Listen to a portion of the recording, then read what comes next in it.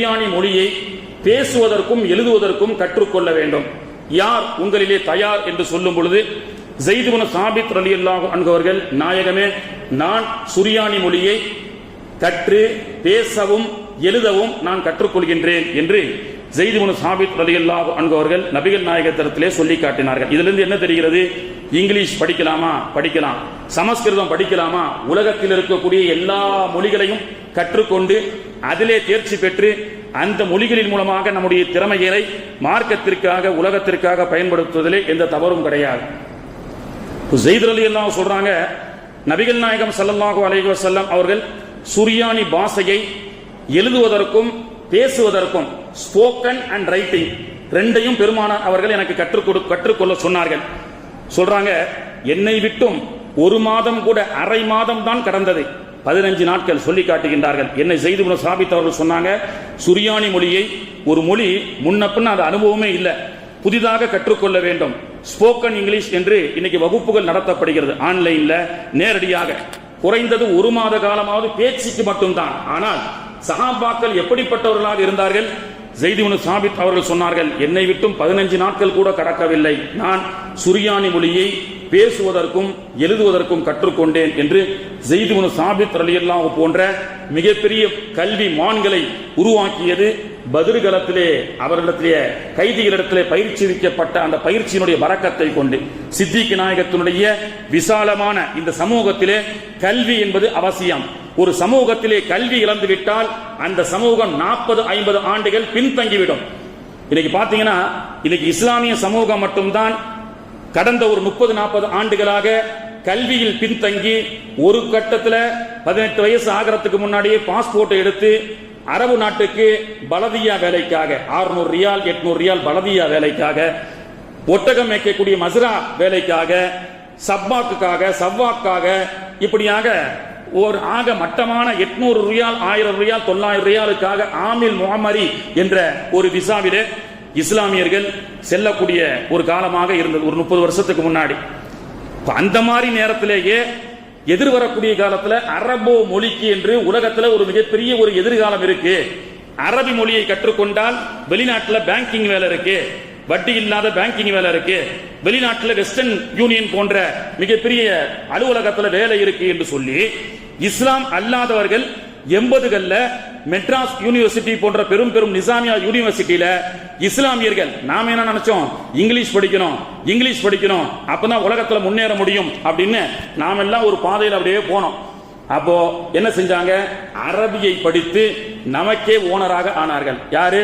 நாம் அல்லாத மற்றவர்கள், இஸ்லாம் அல்லாத மற்றவர்கள், அவர்களுக்கு கீழே கை கட்டி வேலை செய்யக்கூடிய மக்களாக 1400 ஆண்டுகளாக குர்ஆன்ல பள்ளிவாசல்ல அலிபேத்தை ஓதுங்க, குர்ஆன் ஓதுங்க, அதுக்கெல்லாம் வேல்யூபிள் இல்ல, அதுக்கெல்லாம் நேரம் இல்ல. 10th அஜ்ரத்து, +2 அஜ்ரத்து, எக்ஸாம், பப்ளிக் எக்ஸாம் அஜ்ரத்துன்னு இன்னைக்கு நம்ம பிள்ளைகளை பாத்தீங்கன்னா 10வது போக கூடாது, +2 போக கூடாது. அந்த வருஷம் ஆரம்பத்துல இருந்து அந்த பையனுக்கு காதுல ரத்தம் வரும். டேய் 10th, ஏய் +2, ஊருக்கு போகணுமா? கிடையாது. இந்த வருஷம் பப்ளிக், 10th நீ படிக்கிற, +2 படிக்கிற, நல்ல மார்க் எடுக்கணும், ஊருக்கு கிடையாது. உறவினர்கள் கல்யாணத்துக்கு நாட் அலோட் அப்படின்னு ஒரு பயான்ல பேசும்போது அந்த பயான் முடிச்சவன ஒரு பையன் சொன்னா, அஜரத்து ஊருக்கு போறது கல்யாணத்துக்கு போறது இருக்கட்டும், பிரியாணியில கைய வச்சு சாப்பிட்டாலே டே 10th அப்படின்றாங்க. ஏன்னா பிரியாணி சாப்பிடக்கூடாது, 10th சாப்பாட கூட படி அப்படின்றாங்க. அப்போ பிள்ளைகளுக்கு 10th +2 மார்க் என்பது அவருடைய எதிர்கால வாழ்க்கையை தீர்மானிக்கக்கூடியது என்று சொல்லக்கூடிய அளவுக்கு இன்னைக்கு நாம என்ன செய்து கொண்டிருக்கின்றோம்?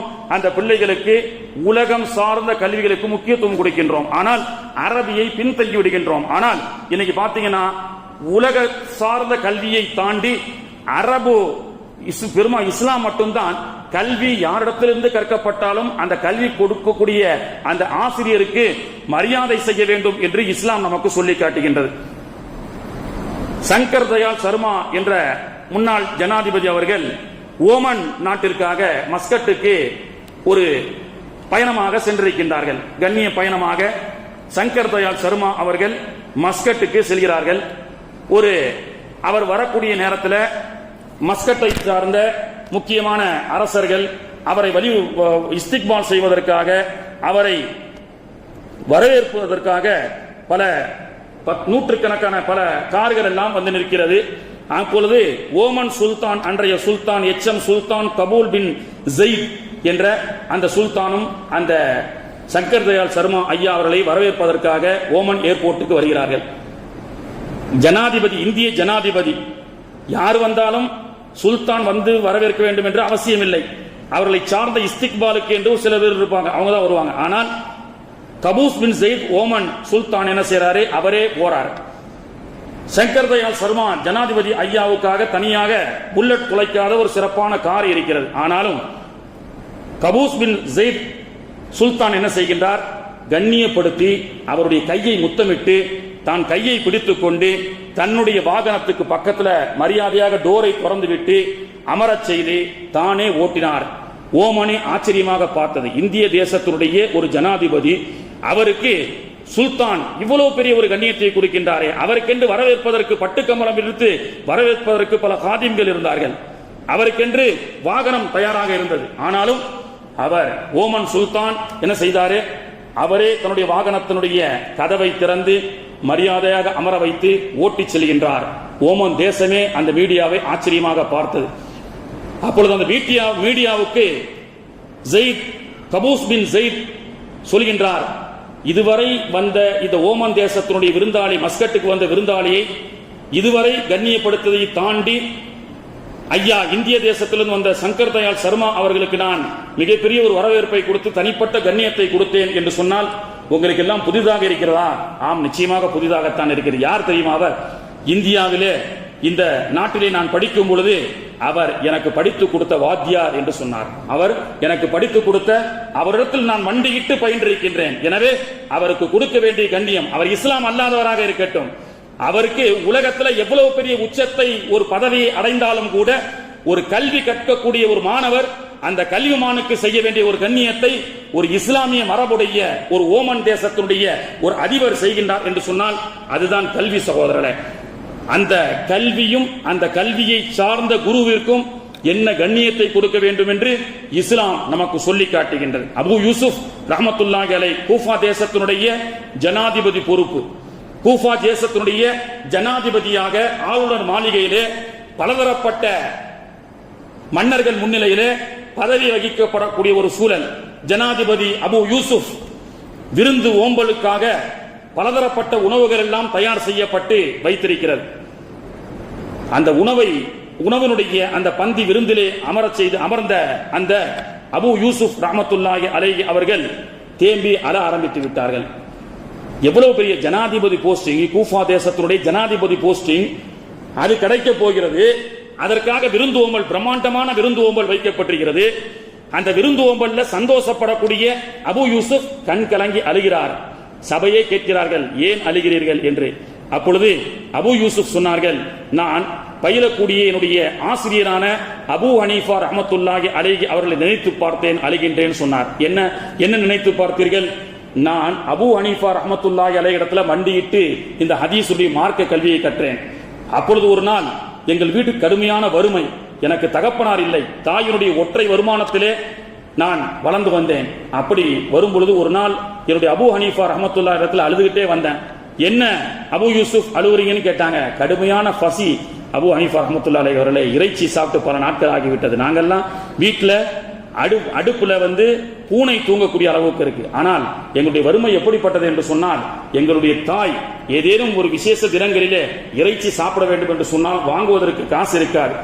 எச்சில் போடப்படக்கூடிய, மற்ற மக்கள் எல்லாம் சாப்பிட்டு எச்சில் தூக்கி போடுவாங்கல்ல, மீன் முள்ளு, ஆட்டினுடைய எலும்பு துண்டுகள் எல்லாம், அதையெல்லாம் வீட்டினுடைய எச்சில் இலையிலே புறக்கி வந்து என் தாயார் தண்ணீரை கொதிக்க வைத்து எனக்கு தண்ணீராக அசீராக அதனுடைய ஒரு சூப்பாக எனக்கு குடிப்பார்கள். அதுதான் என்னுடைய உணவு அப்படின்னு சொன்னாங்க. அவ்வளவு பெரிய பஞ்சத்திலே நான் வாழ்கின்றேன் அப்படின்னு நான் ஒரு முறை அபு ஹனீஃபா ரஹ்மத்துல்லாஹி இடத்திலே செல்லும் பொழுது அபு ஹனீஃபா ரஹ்மத்துல்லாஹி சொன்னார்கள், அபு யூசுப், நீ இன்று எச்சில் இலையிலே பொறுக்கி வந்து அதை சூப்பாக குடிக்கக்கூடிய காலம் என்று இருக்கிறது.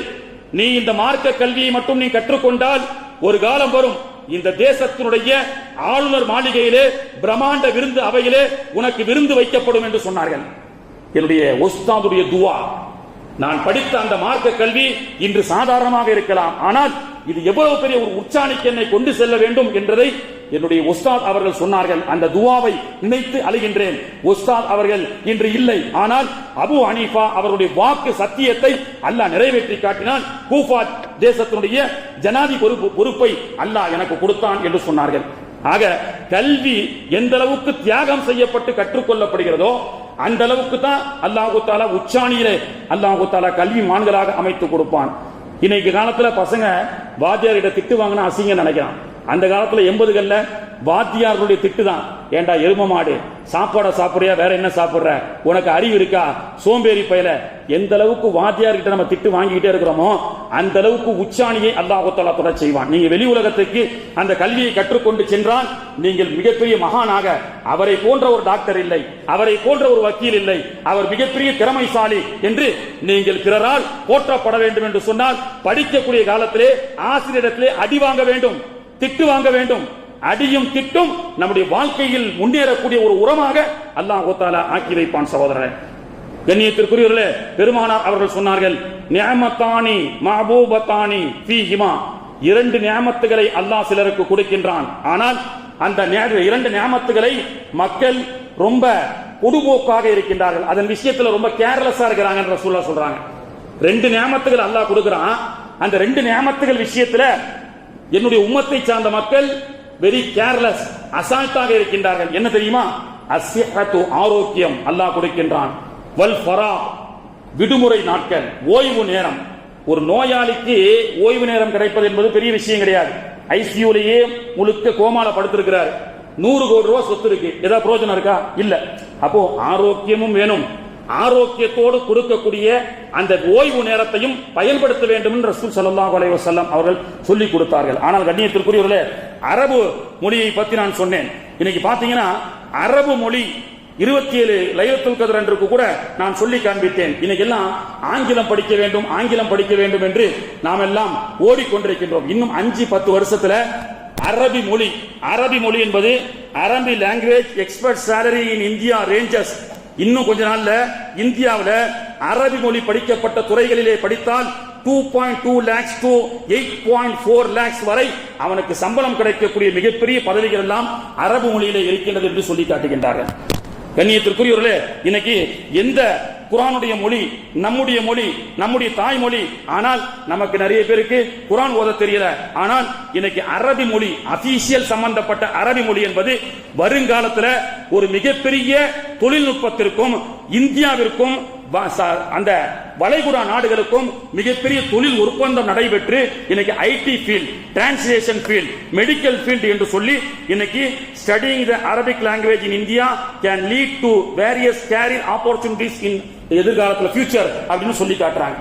அப்போ கண்ணியத்திற்குரியவர்களே, நம்முடைய சமூகம் நம்மளை விட 4% மட்டுமே வாழக்கூடிய ஒரு சமூகம்.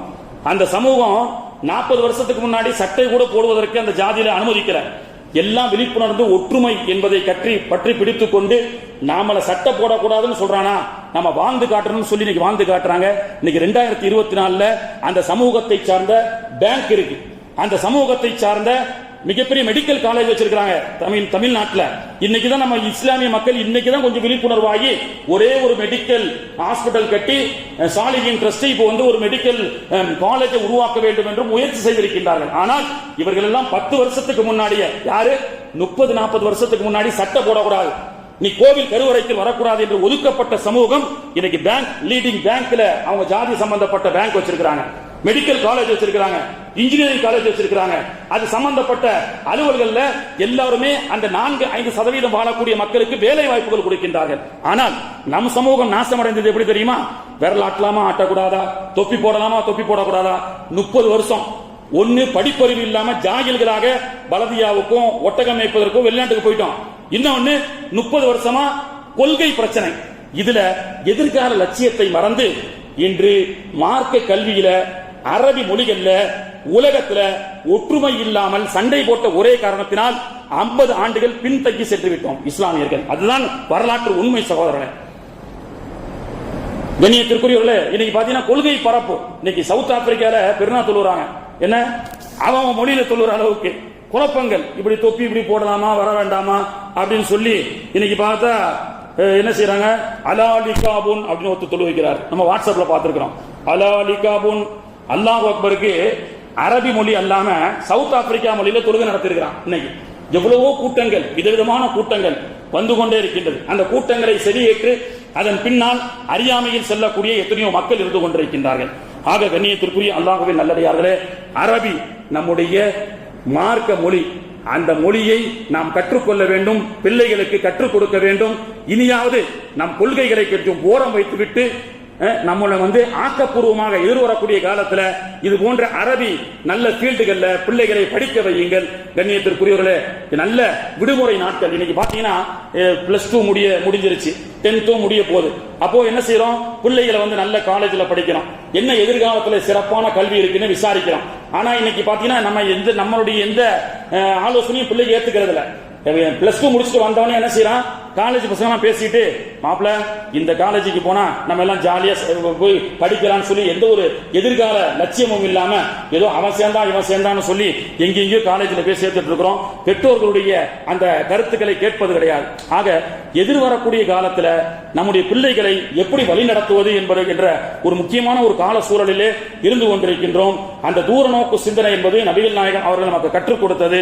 அதற்கு முதல் படியாக அல்லாஹ்வுடைய கிருபையில இன்னைக்கு நான் சொன்ன மாதிரி அரபி மொழி ஃபியூச்சர்ல 2 லட்சம் 5 லட்சம் சம்பளம் வரக்கூடிய ஐடி துறை, தொழில்நுட்ப துறைகள் எல்லாம் இன்னைக்கு முன்னேறக்கூடிய ஒரு சூழல் இருக்கின்றது. எனவே அதனெல்லாம் இன்ஷா அல்லாஹ் அந்த ரீதியில நீங்க சிந்திச்சு பிள்ளைகளை படிக்க வைத்தாலும், நம்ம மதரசா, நம்ம பள்ளிவாசல பெருமானார் அவர் சொன்ன மாதிரி ஆரோக்கியம், விடுமுறை, ஓய்வு, இந்த விடுமுறைக்கு நேரத்தை பயனுள்ளதாக கழிக்க வேண்டும் என்று பெருமானார் அவர்கள் சொன்னார்கள்.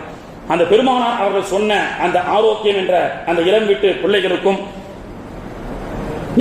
ஓய்வு என்று சொல்லக்கூடிய அதையும் பயன்படுத்தும் வண்ணமாக நம்முடைய ஜும்மா பள்ளிவாசல்ல கடந்த ஆண்டுகளாக 1 மாத கோடைகால பயிற்சி முகாம் நடைபெறுகிறது. நாம் அனைவருக்கும் தெரியும். சிறப்பாக முதல் ஆண்டு 150 மாணவர்கள், சென்ற ஆண்டும் அதே அளவு மாணவர்கள் சிறப்பாக படித்தார்கள். அதிலே குறிப்பாக ஸ்போக்கன் அரபிக் என்ற basic, what is your name, what is your father name, எல்லாமே பசங்களுக்கு இங்கிலீஷ் தெரியுது, அரபி தெரியல.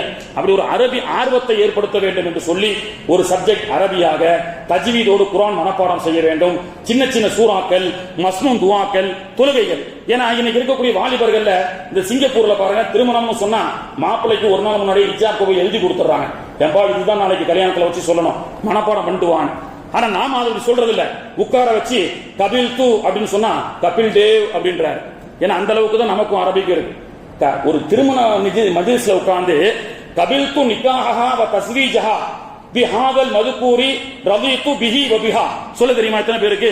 திருமணம் முடிச்சிடறோம். அப்ப அரபியினுடைய பேசிக், ஒரு மனைவியை கரம் பிடிக்கக்கூடிய ஒரு அரபி வார்த்தையை கூட சொல்ல பழகாத அந்த நாவிற்கு நாம எப்படி அப்ப சமூகத்தினுடைய மார்க்கத்தையும் இம்மையிலையும் மறுமையிலும் வெற்றி பெற முடியும்?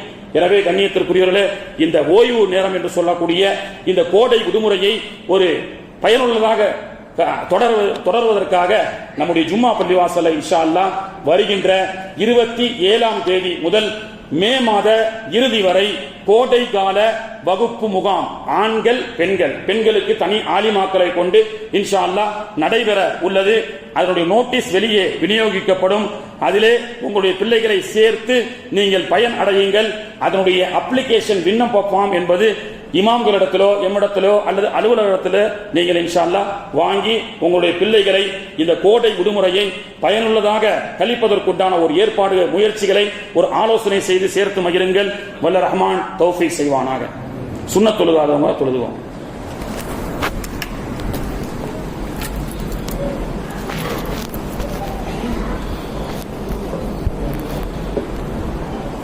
மொழியை பேசுவதற்கும் எழுதுவதற்கும் கற்றுக்கொள்ள வேண்டும். யார் உங்களிலே தயார் என்று சொல்லும் பொழுது ஸைத் இப்னு சாபித் ரலியல்லாஹு அன்ஹு அவர்கள்